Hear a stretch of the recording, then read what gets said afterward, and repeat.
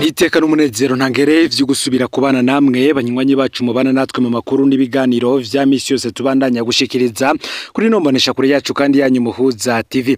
Uyu numwanya tugiye kubageza ko amakuru agezwe ko muri kano kanya cane tukaza kugaruka kubiba biriko biravugwa mu gisata ca politike. Tuza kugaruka ku vyatangajwe ndetse akaba ari n'umwihwezo w'umwe mu nzobere z'ubutegetsi bwa CNDD-FDD. Hari vyinshi biriko biravugwa muri iki gihe mu gihe himirijwe kuba amatora y'ugomba kurongora umugambwe CNDD-FDD mu kiringo c'imyaka 5. No kuvuga kuva muri uyu mwaka w'ibihumbi 2025 gushika mu mwaka w'ibihumbi 2030.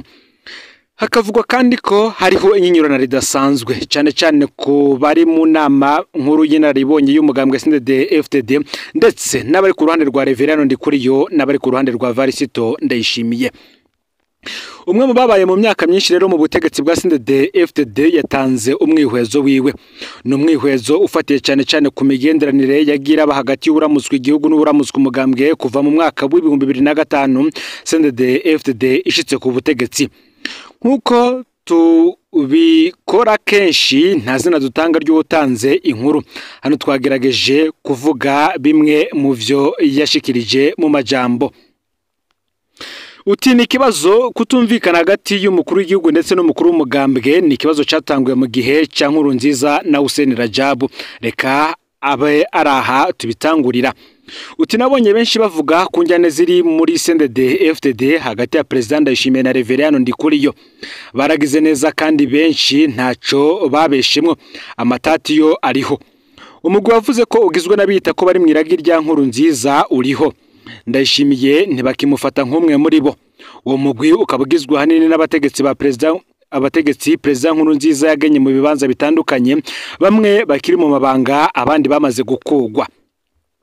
Harimo kandi abagwiza tunga bari batungiye mu butegetsi bwa Nkurunziza, bamwe banashobora kuba barakuye umutahe iwe.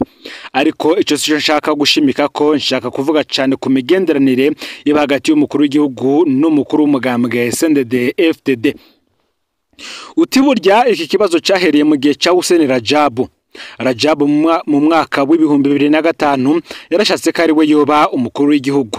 Tanzania na Afrika y'Epfo babimwamirira kure. Abonye ivyo bihugu bimwankiye kandi arivyo vyaduhetse, Rajabu yumvikanye na Nkurunziza ko umwe atwara igihugu undi agatwara umugambwe. Rajabu yabona Nkurunziza nk'umuntu yizane yazokwama amugamburukira, akaba yarabona ko igihugu kizotwarirwa mu mugambwe, umukuru w'igihugu agashira mu ngiro ingingo z'umugambwe. Ibi birasigura neza ko Rajabu yibona ko ari we mukuru w'igihugu kuri. Ivyo bintu rero vyarateye ingorane mu nzego z'igihugu kubera abategetsi batamenya iyo batwarwa. Umushikiranganje yarashobora guhamagarwa n'umukuru w'igihugu akagarukira mu nzira kubera ciye ahamagarwa n'umukuru w'umugambwe. Vyarangiye rero Rajabu akuwe mu mwaka w'ibihumbi 2007. Kugira Nkurunziza ntazosubire kugira ingorane nk'izo yabonye kuri Rajabu, yiyumviriye kurongora umugambwe we nyene.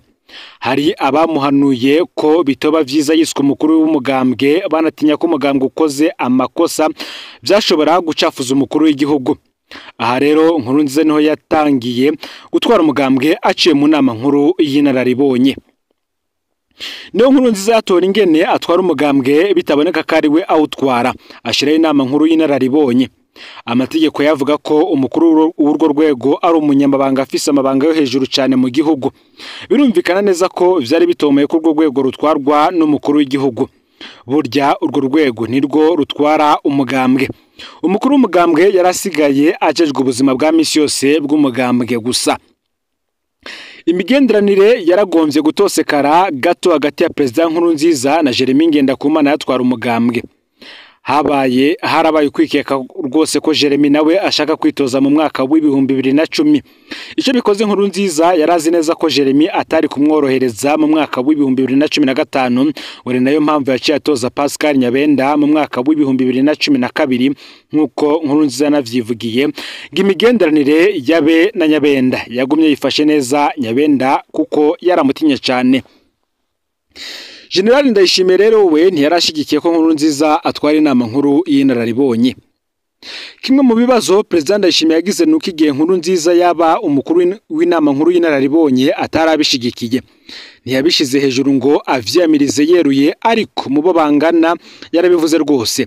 Ndayishimiye yavuga ko inama nkuru y'inararibonye ari urwego ruhanura inzego, yabona ko rero rudashobora kurongorwa n'umukuru w'igihugu kandi rwitwa ko ruje kumuhanura rukongera rugahanura umukuru w'umugambwe.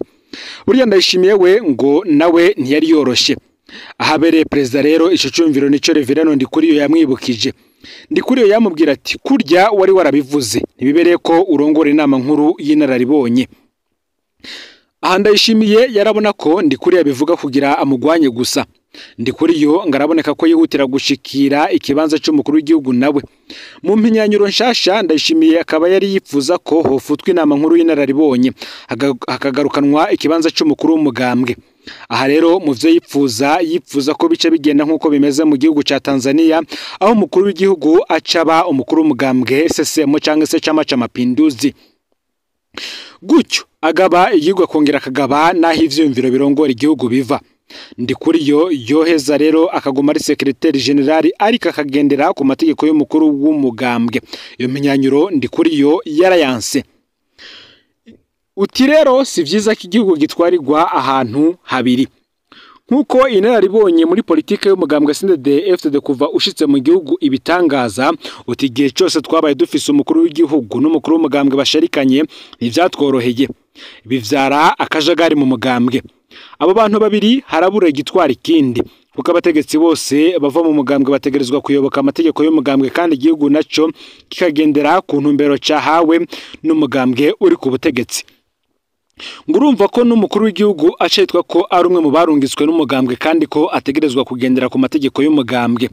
Aho wame ngo umukuru w'igihugu arasumba umukuru murantunge, aho wame ngo umukuru w'umugambwe arasumba umukuru w'igihugu. Ku rundi ruhande naho kandi umukuru w'igihugu atogwa n'abanyagihugu bafatiye ku migambi yabashikirije. Aho ca wumva rero ko umukuru w'igihugu ari hejuru y'umugambwe. Inzira nziza igabanya amatati nuko umukuru w'igihugu ari we agaba umugambwe, ariko ikica kiba gisigaye kurabwa neza nuko amategeko y'igihugu avyemera ko umukuru w'igihugu arongora umugambwe mu gihe kuva mu mwaka w'igihumbi kimwe amajana 1992 hemejwe imigambwe myinshi. Ivyo bintu vyari vyaravuyeho. Izo mpande zibiri zishamiranye rero zishamiranye jewe ntaho magaze, ariko birahambaye ko ubutegetsi bwo bamwituze igihugu kigatwarirwa hamwe.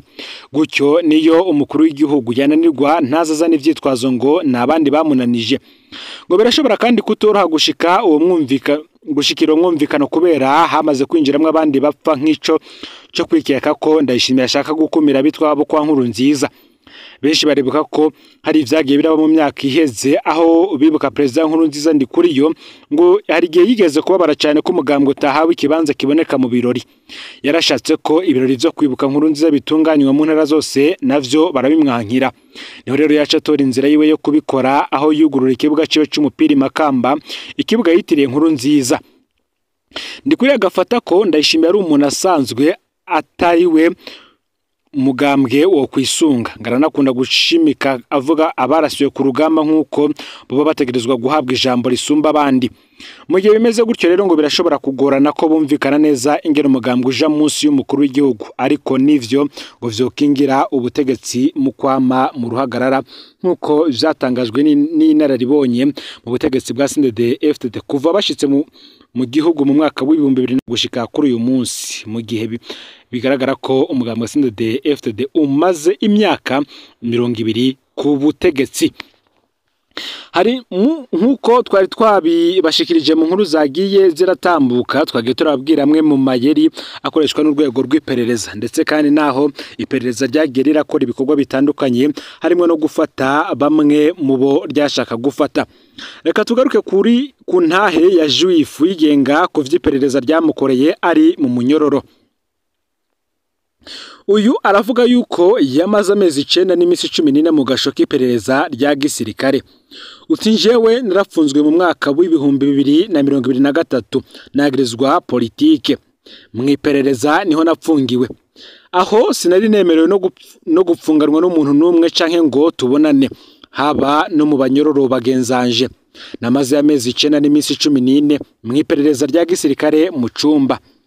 bampindagura mu duserire twagasho twose naraturayemwo ndituna ndahuma amaso kubera umwijima kubera atawe naririra ngo anyumve no mubo muhira ntawararekuriwe kumbona nagwaye ayo maso ndakira ntagiye kwa muganga jewe naririra Imana gusa mwijoro ndyamye kwisima harageraho nayo nyene mbona ko itanyishura ngo bapfume bandungika mu mpimba byose biranka gutinda aho nipfuza kwiyahura jewe nyene ubwanje ariko naho nyene mburico niyahuza kuko nsohotse muri toilette baransopa ko ataco ninjiranye haciye amezi abiri banzaniye maneko mu gasho utiyaheza amezi abiri ndi muri ako kumba katabona kanje nyene niho nabona banzanira umuntu ngo dupfunganwe akansopa amajambo turi muri ako kumba ngo uzopfume utoroka wiruke basi usotse koga akambwira ngo bariko barakurenganya ngo nta muntu apfungwa igihe nk'ico muri documentation nkamwumviriza nkihorera nkamubwira nti nugupfa nza narapfuye sinzokwirirwa ndiruka ngo bandase nibashaka bazoze bugurure banyicire mwijoro kuko bari babigerageje rimwe biranka ko bansohora baransiganira ko kwinjira kuntora mbona barugaye nkuko abandanya abivuga uto muntu waheze nk'indwi yaciye arekugwa mu nyuma aragaruka kundaba kuko yabona ukuntu nararandarira mwijoro mbwira Imana nti Mana nike cahano banarakoze abandi badakora cyatumye mbandaha nibasi nimbura Imana ihindura ibihe pfuma undungika mu mpimba nze gufungirwayo mu nyuma rero yaraje kugira amenye neza ko akora muri JD iperereza rya gisirikare ngiye koga arasaba uwumerekeje ati hari akantu gato nshaka kumubaza antwara ahantu gato arambwira ati urya mutima nabonye ufise wo kwivugira make uzogumane gushika bakwishe canke bakurekuye canke bagutwaye mu mpimba ati bari barandungitse kukumvira ukuntu ubavuga n'ivyumvira ufise ati ariko mbona warashishwe narababwiye ko atabanye politike bahunze umwaka w'ibihumbi 2015 muvugana ikigeretse ko kandi uwo muntu yaranambwiye ko anzi namubaza nti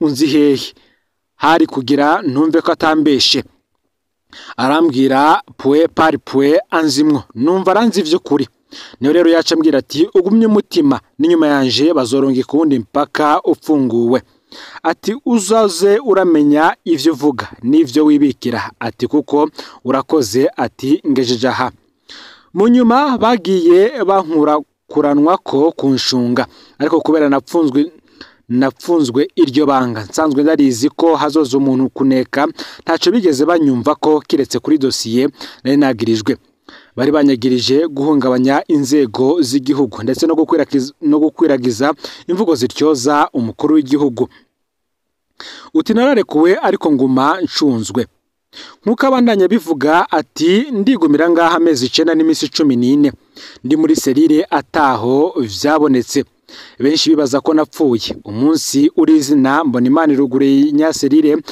nka kumwe yugururira Paulo na Sila nkimwe yarekura Petero mbona nanje iranyibutse ariko haheze nk'ukwezi mbona amatelefone menshi aguma mpamagara ku murongo mushasha nashizemwo kumbe nageze gutora ko phone yanje nayo nyene ihakinze niko guca nanje ndakora plan B kuko narabona ko nubwo narekuwe umutekano wanje udakwiye kuko telefone ntibigeze bayintwara baransubije bayihakinze de A a Z rero nico uraraba ukivuge ko nabantu benshi barafatwa biciye mu telefone y'umuntu garya ama message mwandikira kuri telefone ihakinze nibo bambere batangura kuzisoma ku mbuga zose njewe narabujije abantu kunyandikira mu gihe ntari bwahindura iyo phone nago marababwira ba telefone nuko muhezagirwe abaza kumviriza iyi ntahe yanje ingene napfungiwe mwiperereza